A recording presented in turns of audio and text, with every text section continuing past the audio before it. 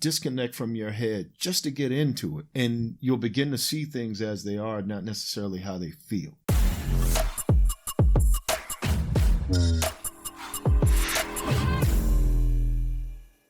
Welcome back to the Blerd Girl podcast, folks. I'm Karama Horn, aka the Blerd Girl. My guest today is writer, director, producer, and horror fanatic Rodney Barnes. Not only do we talk about his award-winning comic books, Philadelphia and Nia Hawes' Nightmare blog, I dig into his huge deal with Substack, plus how he was able to create his own comic book imprint, Zombie Love Studios. Plus, we talk about his new comic with 90s rapper Exhibit and how he managed to cram Prince, Miles Davis, Michael Jackson, and Richard Pryor in a comic with Alex Cooper. Up next, my conversation with Rodney Barnes. Rodney, I am so excited that you are back to join me. It's been a minute. I think the last time I talked to you, it was my live stream on Twitch, and it was like 2021, which is like 35 years ago. That's way too long. That's way too long. I'm about 10 years older now. Exactly. It's like, I keep telling everybody, like, the pandemic was the blip, so we all lost about a decade. I have some notes about what we talked about last time, and I think this is going to be really fun to sort of walk down memory lane for a second. So, you were in the writer's room for Winning Time, season 1, the first time we spoke. Winning Time, The Rise of the Lakers, your hit show on Max. Now season 2 just finished airing, and you've won a Black Reel Award and were nominated for an Emmy. Congrats. And you also did a podcast for that show, right? Yes, I did. The Winning Time podcast. Yeah. You also had just launched your own imprint, Zombie Love Studios, and inked a deal with Substack, where you run your dark apocrypha newsletter. Full disclosure, I'm a subscriber. Nia Hawes' Nightmare blog, the spinoff to Philadelphia, had just come out. And you hinted that you might be doing a little something with Blackula. Yes. And now Blackula and Nia Hawes are out. Philadelphia continues. You had another kids comic, I think? Monarch? Monarch. I did a book, Monarch. Yeah, it was a little bloody for kids, but yes. And then there were kids in it. There were kids in it. Running for their lives. But yes, poor kids. It was like anime. You were just killing them. Yeah, there you go. There you go. And then I saw a Mandalorian comic in there. And then recently you announced a comic with Exhibit. And then somebody from your team sent me an Alice Cooper comic that features Prince and Michael Jackson in hell with Richard Pryor. There you go. Yes. What are you? Miles Davis is in the background too. Oh my God. So let's start with these comics, man. And also, since we're in spooky season and horror is your jam. Yep. Blackula: Return of the King. Yeah. That dropped January of this year, which also probably feels like 20 years ago. It does. For those who don't know, what is the premise? Is this tied to the original movie? It is tied to it. I actually do a recap in every chapter. It's 5 chapters long. And every chapter, I sort of use the movie as motivation and incentive to sort of say why I did this. It's not literal in that sense, but why Prince Mamawaldi, a.k.a. Blackula, is still relevant, why he fits in today's world. And then the ongoing narrative within the story is supporting that idea that he does fit in this world and that he has a place and a significant place. And hopefully folks dig it. Well, it seems like a lot of folks are digging it. I believe is the hardcover out? The full hardcover comes out this spring. Okay, it's actually being printed as we speak, but I think it's in previews now. And did Jason Sean Alexander do the art on that, or he did? That's your buddy. That's your partner in crime. Jason. I don't know how. When it's over for me and I get to wherever I'm going, I'm going to ask, what was Jason? Why did y'all put me with Jason of all the people in the world? We have the same birthday too.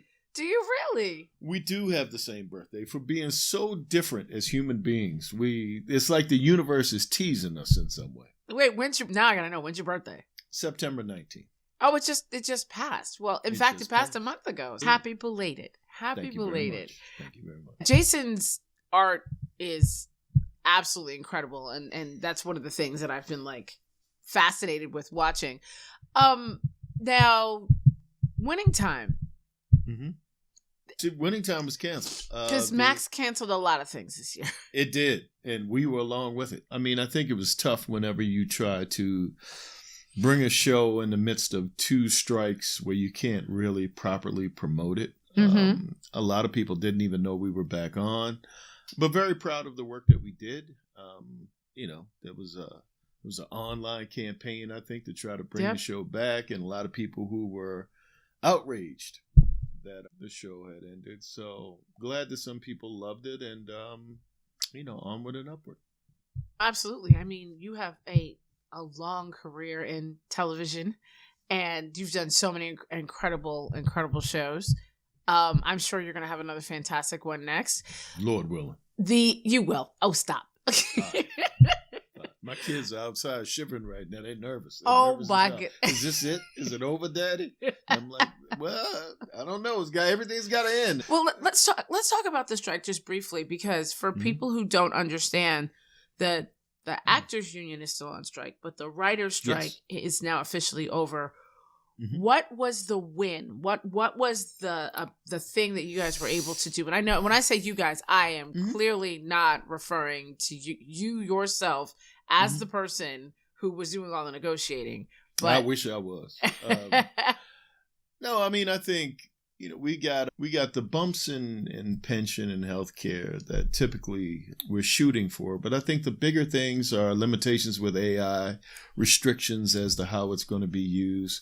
Larger writers' rooms so that younger people get an opportunity to come in and build careers. Also, they can stay on. Writers get to stay on during production, which means that writers can come to set and they can learn how to actually produce and figure out how everything works as far as the set is concerned. And, more often than not, showrunners or executive producers are the only ones that stay on and come to set. Now the actual writer can as well.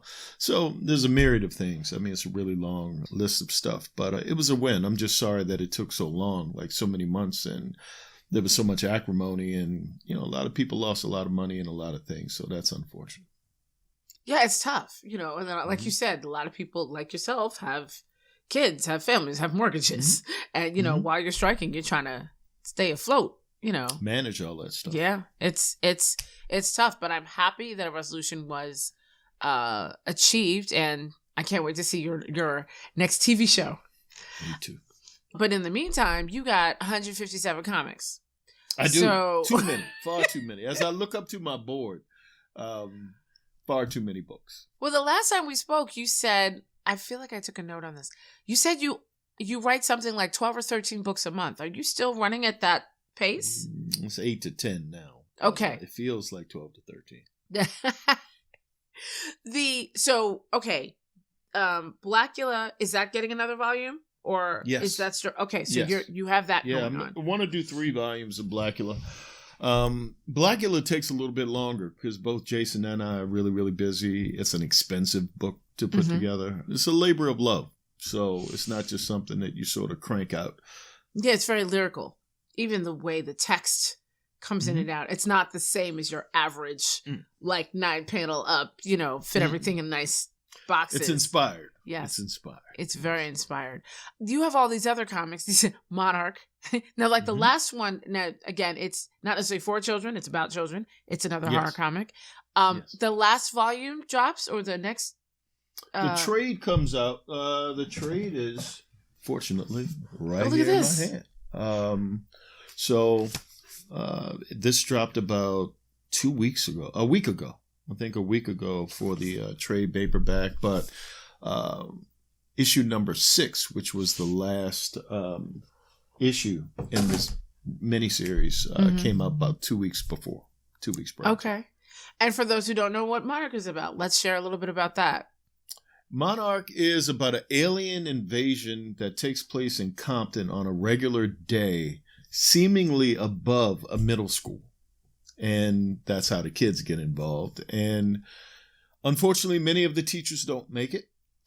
The kids are the only ones that do, and they have to figure out how to survive amidst it. But there is one of the kids who may not be what he appears to be. So... Got it. Okay, so it's, attack the block, Compton, but homeroom. You should have done that. I wasted everybody's time.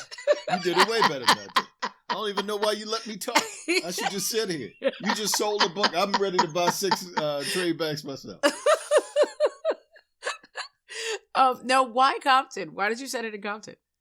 Because typically you don't see, attacks from space, things that have earthly implications, massive scale. They typically only happen in like New York, LA, like over major cities. They aren't very intimate. So I wanted to figure out a place that was intimate, that could speak directly to the culture, and more so than having this expansive thing. If you think Independence Day, when they're over the White House and they're over certain cities and you've got the president involved, and yeah, there's some regular folks involved, but they have the power to make major decisions and affect this thing. If you're just kids, you got to figure out how to survive. Yeah. So it's a much more intimate story. So Mandalorian, I have written one licensed comic and you've written a lot more, but in my limited experience, the playground's smaller because you're playing with somebody else's toys. But is it fun to be in that Star Wars universe? So yeah, it's an honor. It's an honor to be able to play in such a big world. I mean, I think I've done adaptations and just regular scripted stories too.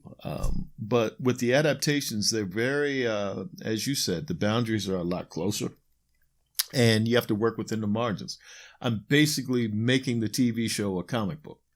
Oh, and I have to take something that's an hour long and make it 30 pages, which is 30 minutes of a sort. So it's all about picking and choosing what's going to live and what's going to die, as far as the TV show is concerned. Fans seem pretty happy with how we've adapted and, put this thing together. Are you able to add anything in extra, or do you literally, so that's the thing with license. Even when I have like the quiet moments in the show, when the Mandalorians walk across the desert, I tried to put in some thoughts in there. They did take all that out. All that's gone. Man. Just now, whatever you saw up there is what I got a TV. What you have to write. That's well, are they making you go, like, is it each comic is an episode? Is it like that? Or yes. Is it? No, each comic is an episode, and you do season 1. I've done season 1, season 2, and I'm waiting for season 3.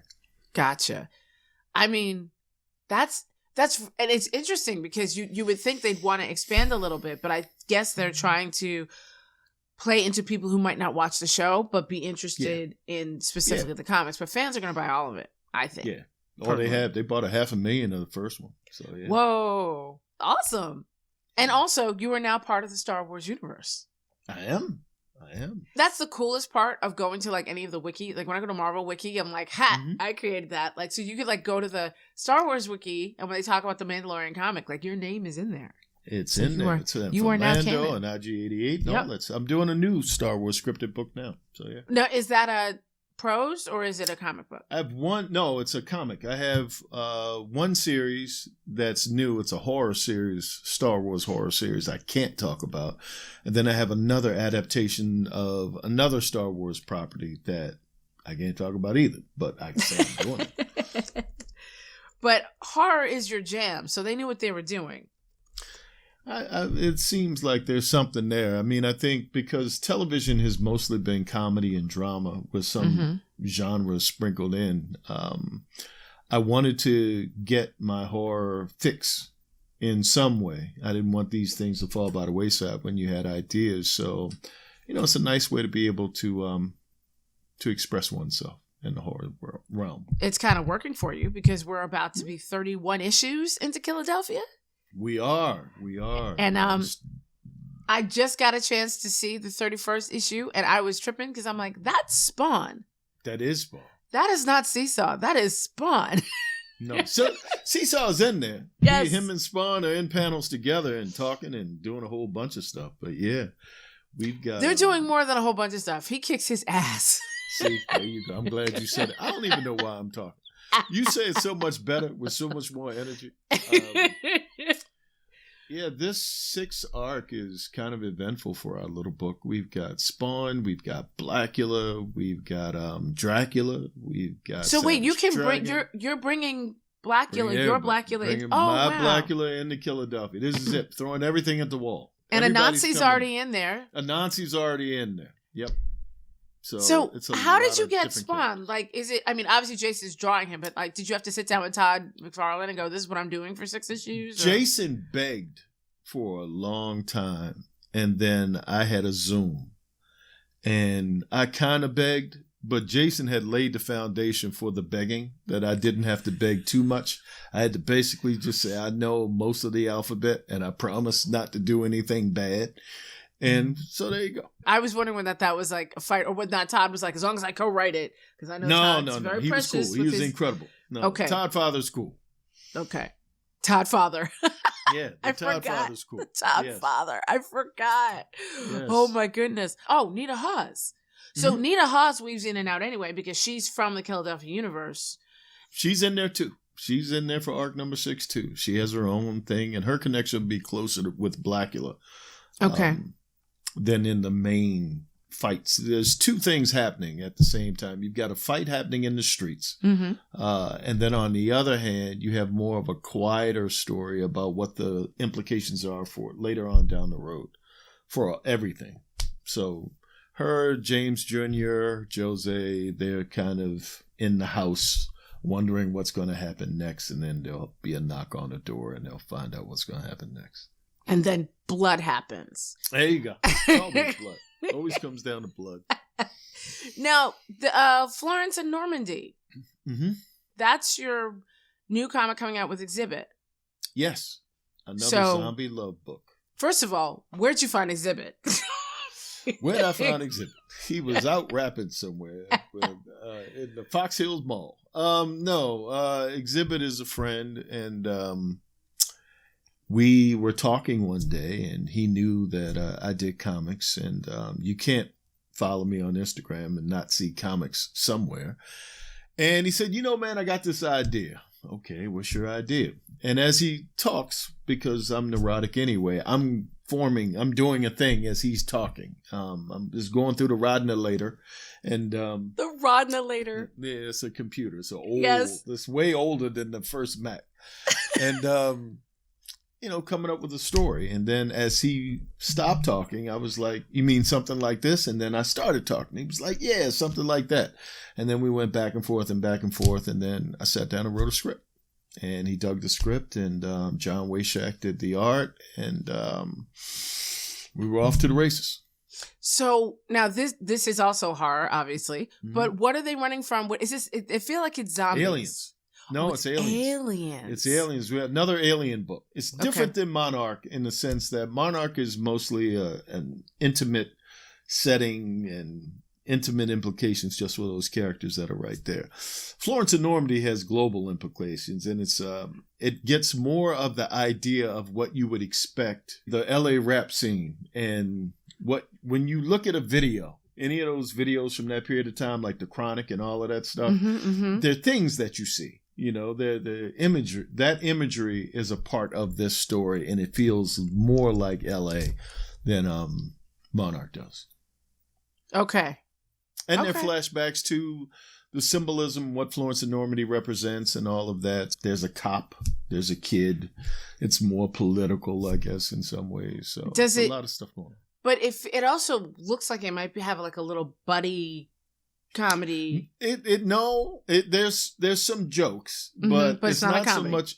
No, it's closer to the Defiant Ones. The movie The Defiant Ones, where 2 people are forced to work together in order to save themselves, but they would be natural enemies in this world that they operate in. Got it. Okay, and is that out or is that coming soon? It's coming spring. So we're gonna have to maybe circle back and get Exhibit. Yes, please. So we can have this conversation. I get Exhibit on here too. Yeah. And then we can come up with like all of the little acronyms for all of the characters and everything. Yes.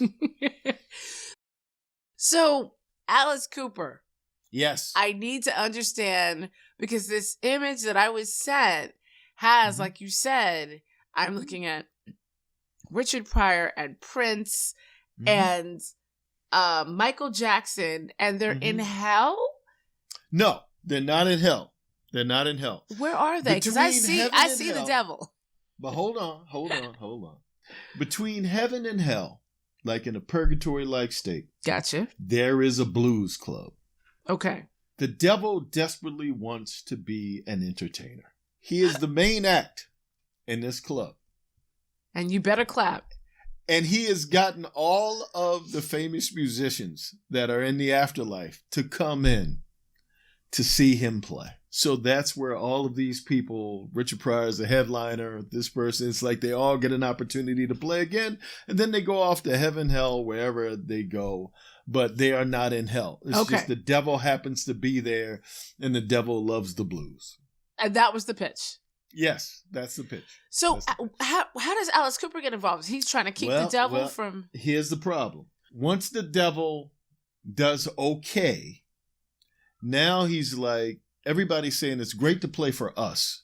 You know, we are legends and we are who we are, but really music is about the people. Uh-oh. So you got to go to Earth and you got to be accepted by the people if you want to be a star.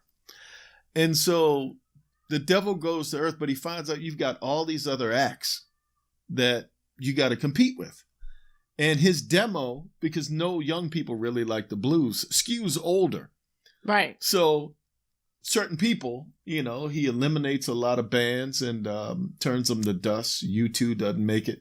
The Eagles, any of those people, Earth, Wind, and Fire. Is that personal? Is that personal? It's not personal. No.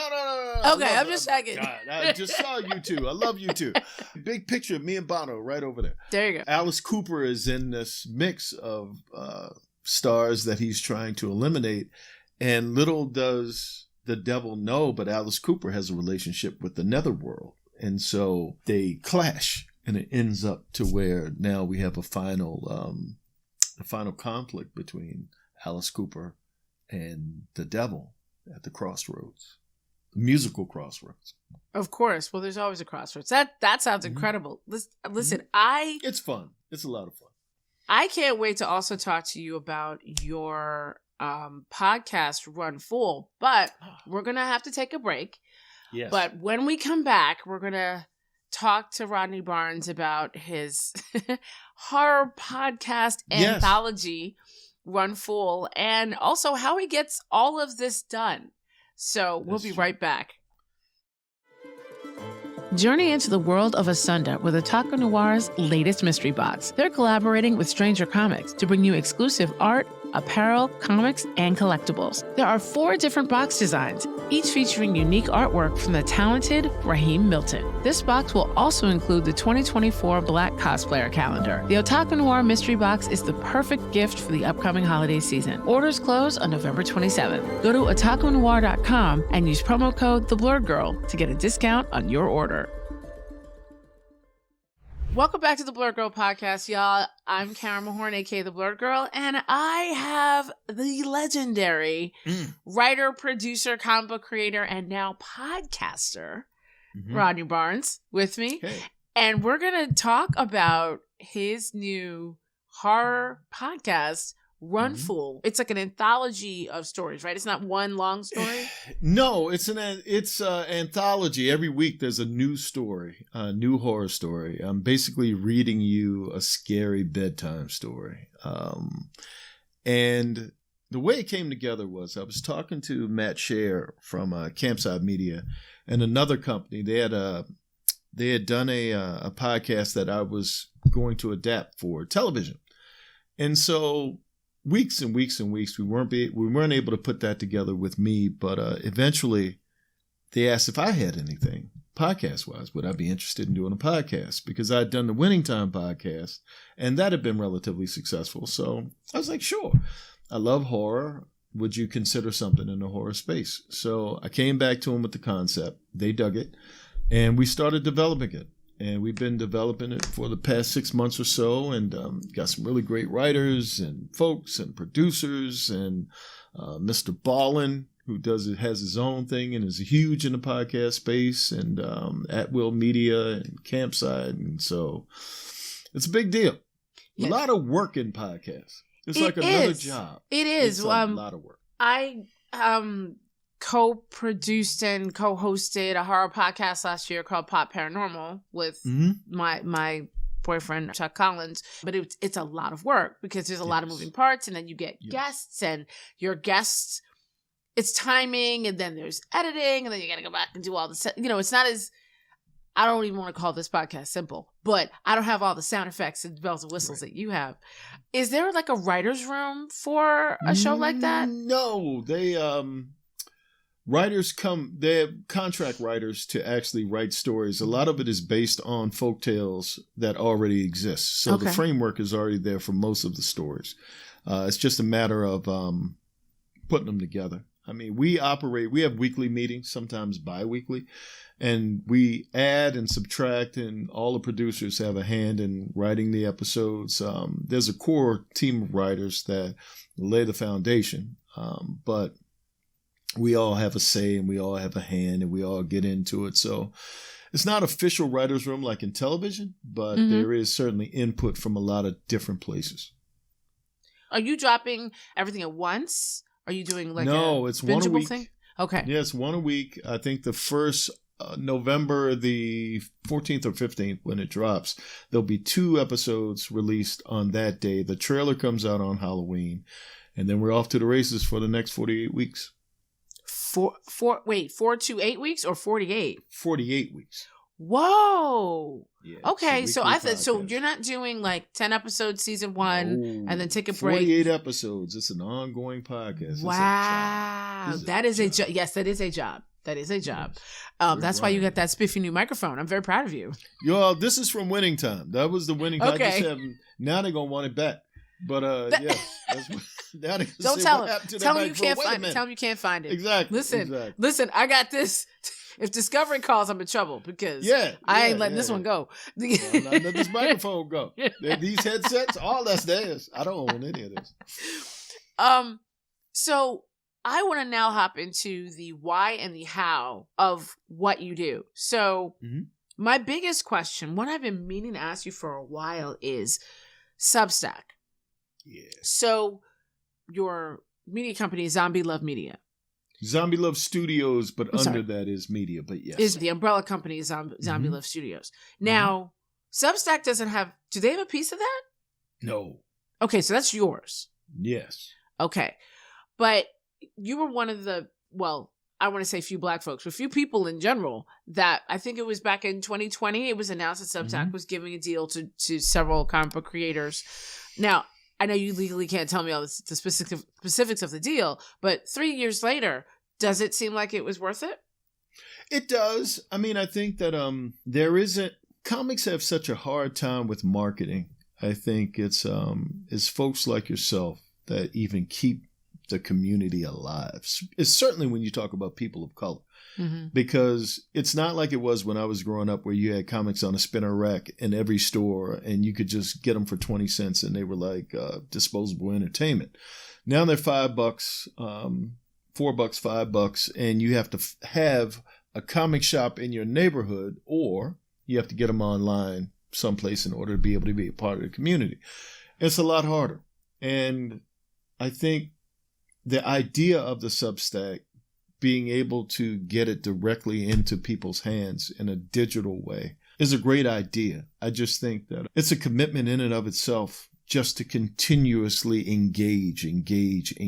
So, I'm blessed to be able to have that outlet to be able to deal with folks directly.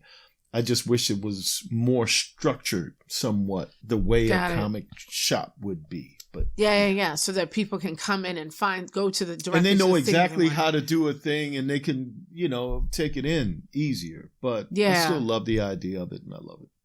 Because there's a lot of these little imprints digital popping up now, like outside of Substack. Like, me and 7 other artists, it's 8 writers are all coming together and we're going to do a thing. It's like, okay, but how do we get that though?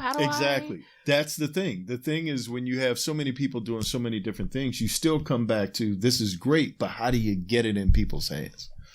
And even as like on the press side, I remember like TKO, I'm just using that as an example. They've got a great thing, and all of their whole thing is not floppies, but graphic novels all the time. And they do great deals for their artists and writers and everything. But as press, it was like pulling teeth to get an interview or trying to get, who do I talk to?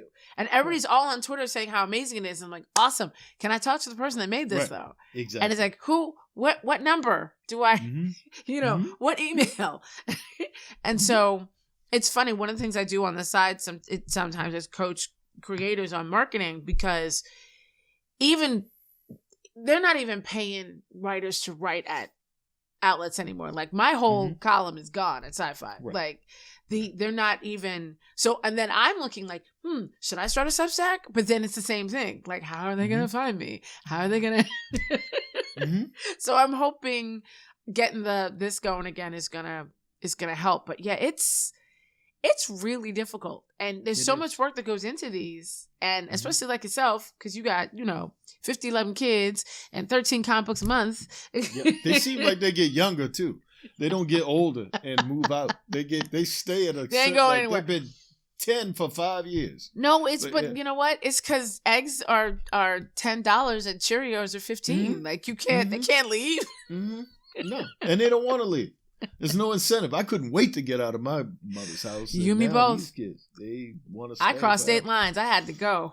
Yeah. I'd have left the planet if I could, but yeah.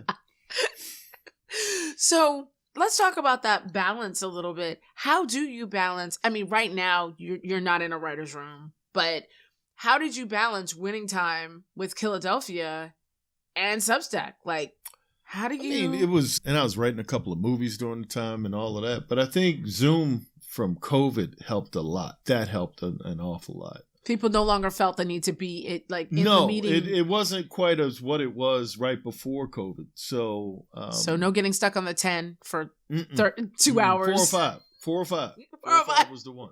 4 or 5 was the one. I could make it around the 10, but I couldn't make it. You need the 4 or 5 unless you try Sepulveda, and everybody else has that idea now too. And now it's a parking lot. Yeah. So Zoom was really the big thing. I subscribe to Dark Apocrypha, which is a Substack. Do you have somebody that helps you write that? Are you writing and then have somebody else edit it and get it out? Like, how are you getting all the things moving? One of my assistants, I have 2 assistants, Carlos and Anthony. Anthony he manages the majority of the newsletter and cobbling all the information and basically pitching how things work and go. And this week we should talk about this. And yeah, that sounds good. Do that. He could be saying anything about me. Anthony, I love you. Just so you know. Honestly, he's making you sound amazing. Thank you, Anthony. I appreciate it. So Anthony, give Anthony a nice Christmas present, because Anthony is working his tail off. He is keeping people engaged, and he seems like he enjoys doing it. So there you go. But Anthony does that.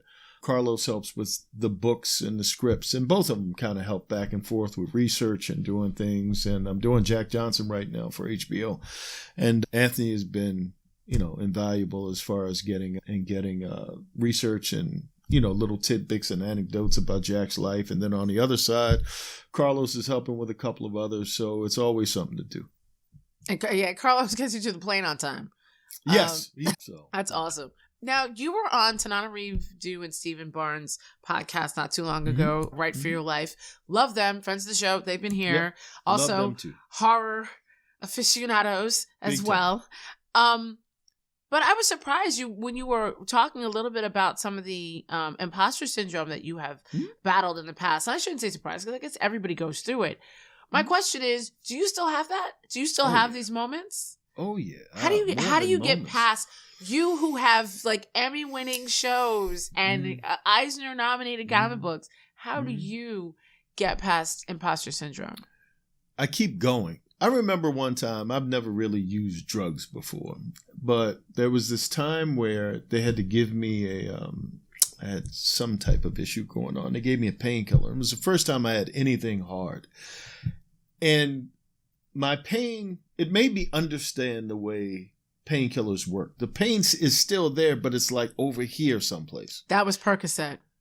Okay. Because it was Dilaudid. Dilaudid is the same thing. I had the same thing, and I said, "Oh, this is a problem," because I get it now.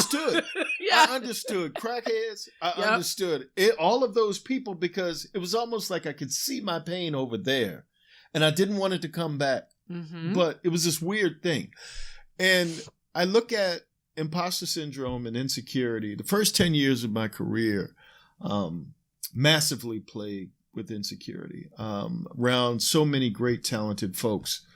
And I, trying to figure out a way to jump in and find some value. And even when I did something good, you still can't see it for what it is because you're feeling what you're feeling. And insecurity has a weird way of creating a sense of its own unique narcissism of you're so worried that people are going to see you, the person that you think is inferior, that you kind of create a barrier between the beauty of creativity, the ability to work with others, the ability to be empathetic with the people around you, because your whole focus is just your fear, and it paralyzes you in a way.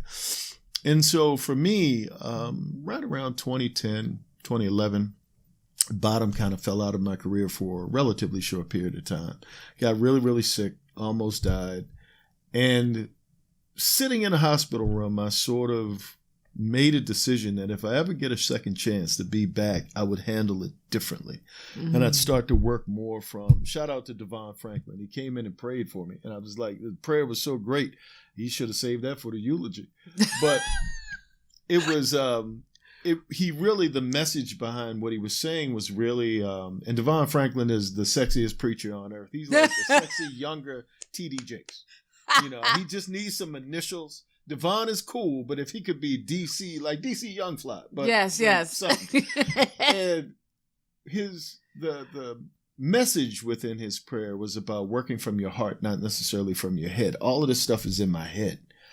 And what made me whatever it is that I have that's good, that's connected to this industry, comes from my heart. So if you can disconnect from your head just to get into it, and you'll begin to see things as they are, not necessarily how they feel. And that started to become sort of the approach. And I started to do more work. If you look at my IMDb of my credits, you'll see a tale of two careers. You'll see sitcom. Then all of a sudden I start doing dramas and genre and all this other stuff and comic books and these things. And I just started to work more from a place of what do I really want to do and what do I think I do best, more so than just taking a job and just saying yes. I love all of the work that I've done. And all of it was sort of a boot camp of sorts to teach me. But you don't realize that when you're in a place of fear. You don't realize the good thing that you're getting from being in the environments that you're in. You only see the parts that hurt or the parts that feel bad. So to answer your question in a long-winded way, I still feel those things. I still feel the impulses when I get a big gig. I just got a couple of really big gigs with iconic characters. And the first thing that pops in the head is you don't want to mess it up. I don't want to mess this up. I want this to be perfect. A, it's not going to be perfect. B, anything I've ever written that is something that I'm proud of, a whole near and dear, was something that I went over 100 times and needed and just put myself into. If I do that with these things, there's a sense of confidence now that didn't exist before, that all I have to do is have the psychological and emotional endurance to stay with it long enough that it'll turn out as I want it to be. How it's going to be received, you can't control that. You can't control how people are going to take a thing and they see what you were trying to do. But more often than not, what I was intending gets through when I put in the requisite work. And that can only happen if I'm able to put whatever's in my head, like that drug, off to the side. Then it can come back. And it will come back. So it sounds like you, instead of fighting it, you acknowledge it, but it's sort of like you're saying, go to your room. Yes. I will deal with you when I'm finished work today. Yes. In the beginning, the part that was the most painful was I wouldn't acknowledge it. I wore a mask. Yeah. Oh, I'm the coolest guy and this is easy and whoo, this is great. And inside you're dying. Inside you're like, you have to live with yourself. And it becomes almost torture because every day you have to go through that same process of wearing this mask in an environment where it's already hard enough just as it is. Exactly. And you're putting another barrier in front of yourself. You're putting another barrier. And as soon as you can take that mask off and take off whatever pretentiousness comes with it, and you're able to just operate from a place of truth and be willing to mess up, be willing to fall on your face, be willing to not pitch a joke, to pitch a joke that doesn't work or to fail. once you see that doesn't kill you, then you're able to continue. In football, it's like when the quarterback throws an interception. He doesn't quit and just walk off the field. You go back. There's another play. You keep playing. The game's not over yet. And it's the same thing with this too. See, that was your TED Talk right there. That's yes. your nugget. I just don't know if I can stand up for 45 minutes. After a while, they got to give me a chair like a old blues singer, like the devil. How do you balance client work, that licensed Mandalorian work, and your personal work? Or do you consider it all personal work there's now? no balance. Every morning when I wake up, there's about 100 emails. 30 of them are people yelling. Whoever's yelling the loudest and cussing the loudest is one that I address the most, the first. That's where... No, it really is. Every day there's a sense of chaos. I get up as early as I possibly can and I start working, and I can only do one at a time now. I used to be able to do 3 projects at a time and move my head around. Now it's like I do one right now, Philadelphia issue 33 I'm working on right now. And once that's finished, I will move to, I owe some pages on Luke Cage, and then I have a Star Wars thing I owe some pages on. So it's a constant sense of always writing. Stephen King says you have homework for the rest of your life. I can see that. Yep. To be a working comic book writer, working artist, you have to, it's volume. And you have to embrace that. It's like there are times when I get petulant about it. There are times when I just don't feel like doing this. And the part that's the professional says, regardless of how you feel, you show up. And whether it's a holiday, whether it's something you really want to do outside, and you want to go outside and play with your friends, you still sit down and you do the work. Yeah. Well, I am so excited about the podcast, about Philadelphia, about Spawn, about Prince, about Alice Cooper. Richard Pryor. Yeah. Richard Pryor, everybody. As well as this unnamed horror Star Wars show has me intrigued. So I can't wait to hear more about that. A lot of spooky stuff. You are so prepared because you were talking about 3 or 4 things. I'm like, how'd she know that? Homework. See? I should know this one. So yeah. You're prepared. Kudos to you, man. But also, thank you. But also, kudos to your newsletter, writer Anthony, because he's keeping them coming a couple times a week. Some love for Anthony. Every once in a while, they pop up, and I was like, oh yeah, it is another week. And then he reminds me of what I'm doing. I'm like, I'm doing that too. Oh, man. See, I gotta get me an Anthony. I need to get somebody to write me a newsletter so Anthony's I can keep not cheap. up. No, Anthony's not cheap. I know. I can have an apartment. I can have another apartment or someplace by the beach if I just got rid of Anthony. Not that I ever would, Anthony. You can't get rid of Anthony. You can't do that. Anthony is the man. Thank you so much for hanging out. Tell everybody where they can find you. At the Rodney Barnes on Twitter and Instagram. Instagram is the one that's the most fun, though. That's where I play the most. X is a problem these days. Yeah, I haven't. And I haven't figured out TikTok yet. I'm trying. My kids like, oh, Dad, it's easy. All you got to do is the dance, and I'm like, I don't. No, you don't have to dance. We're gonna have a conversation. You do great on TikTok. You ain't got to dance. Yeah, so I'm like that's it. I'll figure that out though. Are you on Blue Sky? Are you on Blue Sky as well? Yes, but I don't. I think I pressed it twice because you got Threads. You got the Blue Sky, you got X, you got Instagram, you got Facebook, and you got TikTok. And I'm sure I'm forgetting 2. And you've got 300 emails, so... And you got 300 with 30 people cussing me out at the same time. Are you going to be doing any more conventions? And I'm kicking myself for not getting Blackula signed when I saw you. But I am doing GalaxyCon. Okay. December 1st to the 3rd in Columbus, Ohio. Okay. I'm doing the Louisiana Book Fair at LSU. The week after next. I don't know exactly what the day is, but the week after next, I'm doing that. And I think that's it for this year. Whole lot of them next year, though. It's 35 of them next year. Yeah, and then the podcast, they're sending me to the monster conventions for the podcast. So I'll be doing the monster conventions, the cons, and the book fairs, and I live in the air. Well, I'm glad we caught you before all that started. You did, before I took off. Yes, The Wi-Fi sucks on planes.